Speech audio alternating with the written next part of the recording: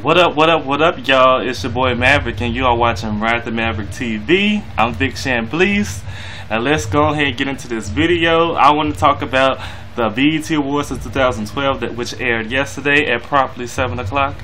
And I want to say, it was a good show. I mean, last year it was also a good show. It was definitely better than 2010 and 2009, that tragedy. But this show was a good show. I wouldn't say it was better than last year. I just want to say it was a tad. Because last year I enjoyed Jill Scott,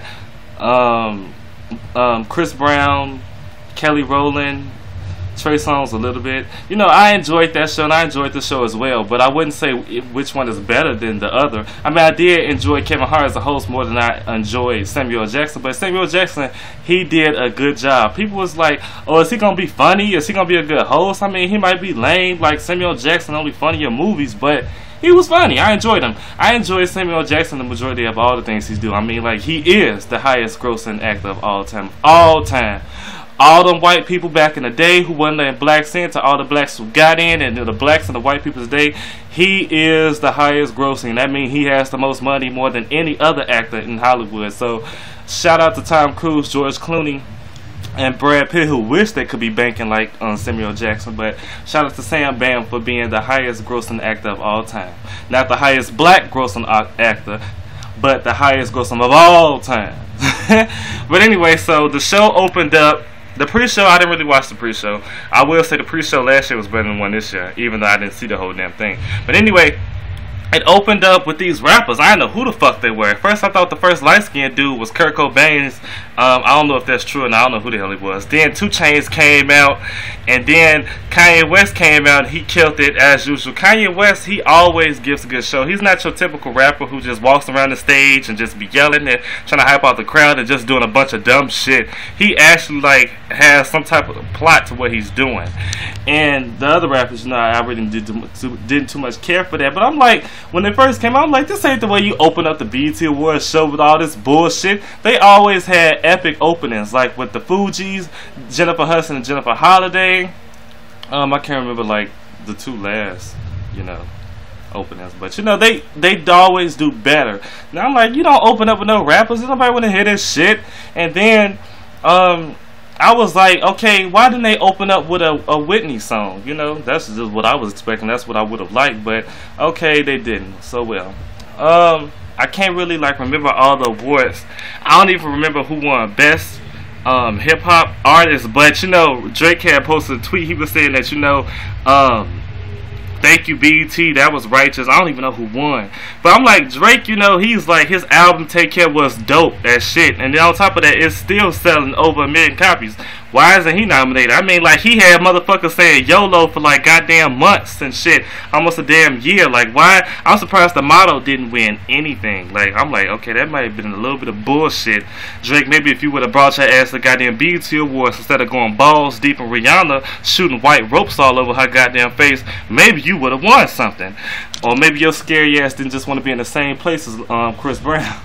And anyway, shout out to Chris Brown for allegedly being caught with a gun at the BET Awards. At first I was like, YFCB, Lil Wayne and them just set Chris Brown up. They didn't planted a gun in his room.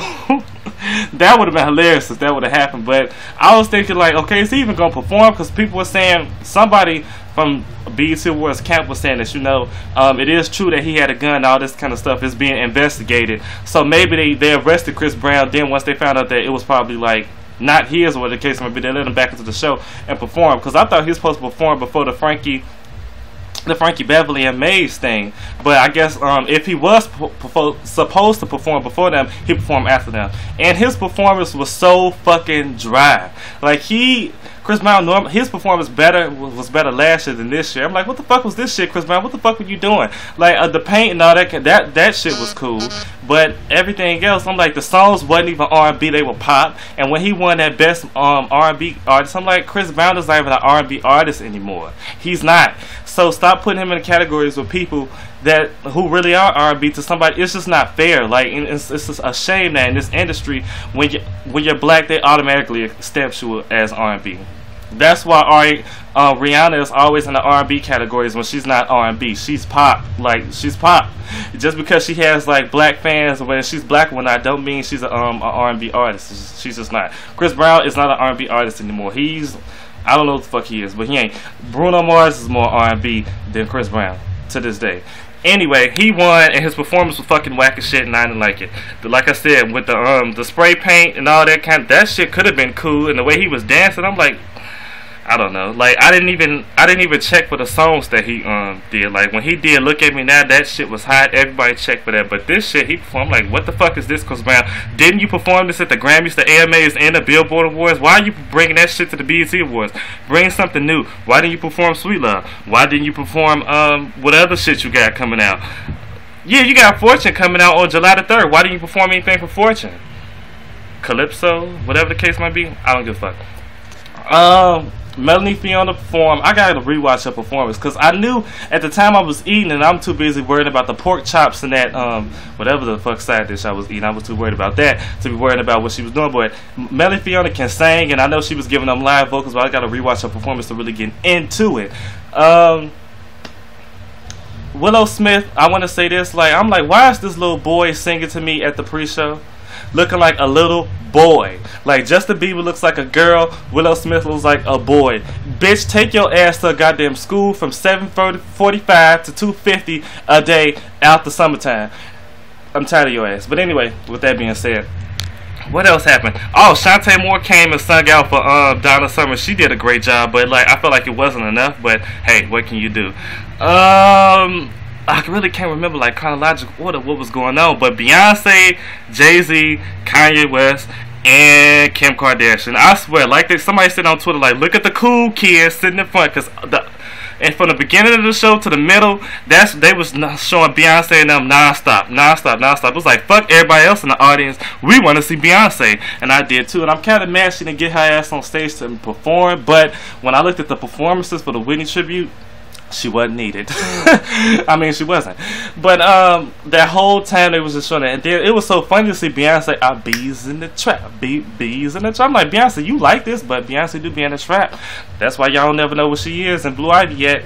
And it was just funny seeing. I mean, Kim Kardashian, like this bitch, like they said on Twitter, like this bitch was like a white person who went to a black church the first time, didn't know where to stand, laugh, clap, dance, praise dance, whatever the case might be. She looks so out of place. Like, Kim Kardashian, you really should have just stayed your ass at home with Keeping Up with the Kardashians, bitch. I hope this episode ain't gonna be on Keeping Up with the Kardashians, which you was at the BET Awards. I hope not.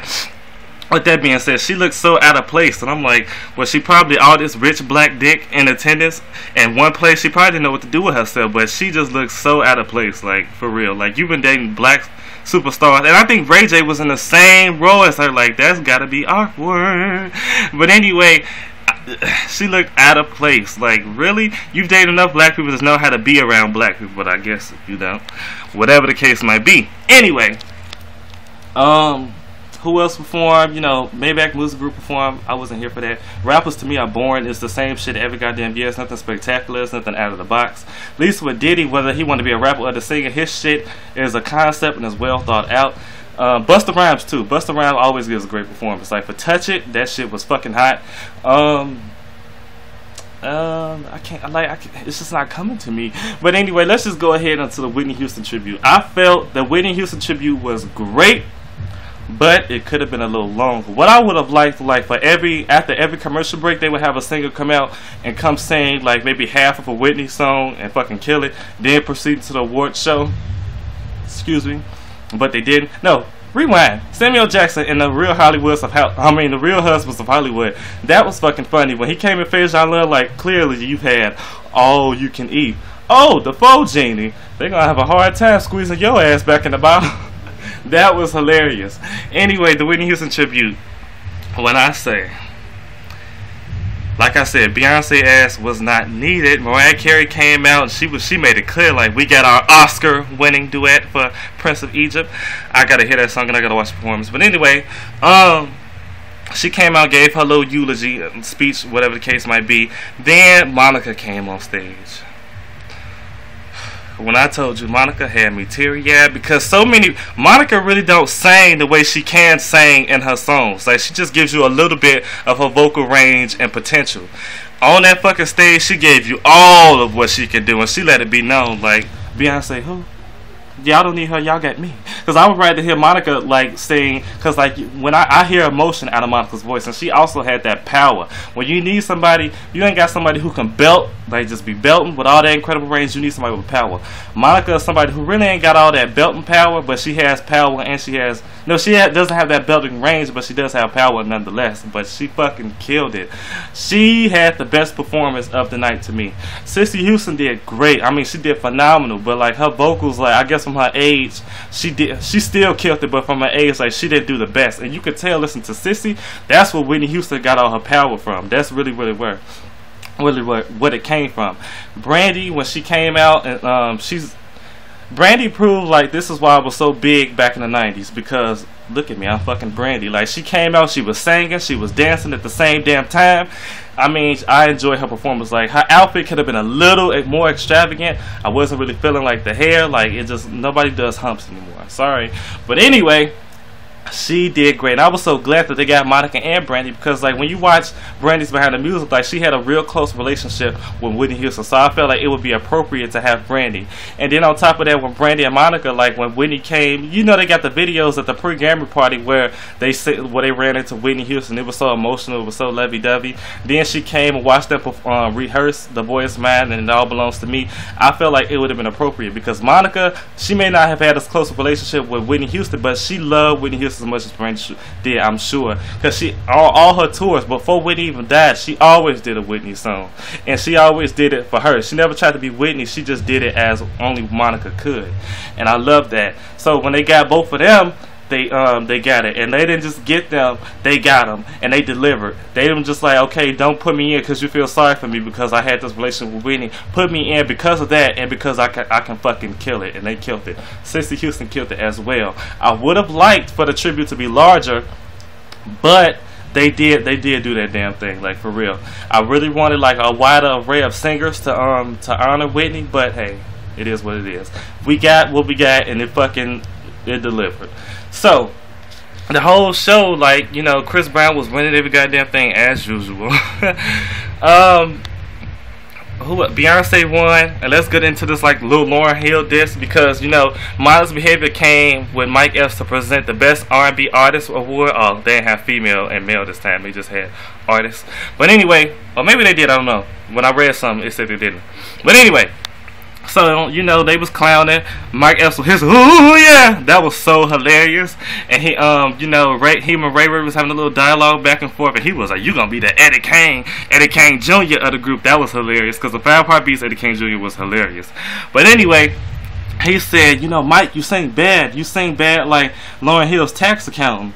And then they Beyonce went up where she came out and she said, you know, I wanna this is for the R&B artists that came up before me, Lauryn Hill and Mary J. Blige, this, that, and the third. Then she told the BET handler that they said that she told the BET handler that she didn't appreciate the jab that was taken at Lauryn Hill. But I feel like if it was somebody else of not really import, they wouldn't even care. So I feel like if you're going to get mad at somebody for taking a jab, get mad for taking a jab at anybody, not just somebody who you love and respect, because that makes you biased and it makes it irrelevant. But anyway, the show, it was a good show. I enjoyed it. The performances were, all the rap performances were fun to me. Usher, he performed and he killed it. His vocals, Usher always gives you those prime live vocals. Trey Songz or Chris Brown need to learn something from him. Usher can sing live and dance, and if he ain't singing live, he dancing his ass off, and he's still keeping you entertained. You either got to do either or if you can do both. Chris Brown can't do both, and Trey Songz, he doesn't dance, so it works more out in his favor. But anyway, I enjoyed the show, and I was surprised Patti LaBelle wild ass didn't come out to sing for Whitney. I mean, what was BET doing? Who was doing thinking at the BET? Get out there and vote, like Al Sharpton said. It ain't about Obama, it's about your mama. And I really want Obama back in his office. So many people hating on him, all this racist prejudice. I never seen such disrespect for a president ever, like as I've seen for Barack Obama. It's so ridiculous. It's all because he's black. Like Bill Clinton, like he didn't did the stuff he did. I didn't see people coming at him the way they come at Obama. So it's clearly a race thing. And hopefully I'm gonna go out there and vote. And I would like and encourage all y'all to do as well. Do your part. If you don't want to vote, then shut the fuck up. Because if you're not voting, your opinion about politics and Obama is completely irrelevant. And that's how I want to end this video. You know, I'm gonna go take a shower. As y'all see, I got my pre-shower face on. It's fucking hot as fuck. And this shit, I'm surprised it ain't melted off my goddamn face. And I gotta do my sit-ups and shit. So you know, like this video. Nah, fuck all that. Because I'm not going to, like, I feel like if y'all really rock with me, then y'all would just do it any goddamn way. So I'm not going to tell y'all to do that. Just do what the fuck you want to do as long as you watch this video. Anyway, just remember to be the realest. Y'all have just wrote the Maverick. Peace.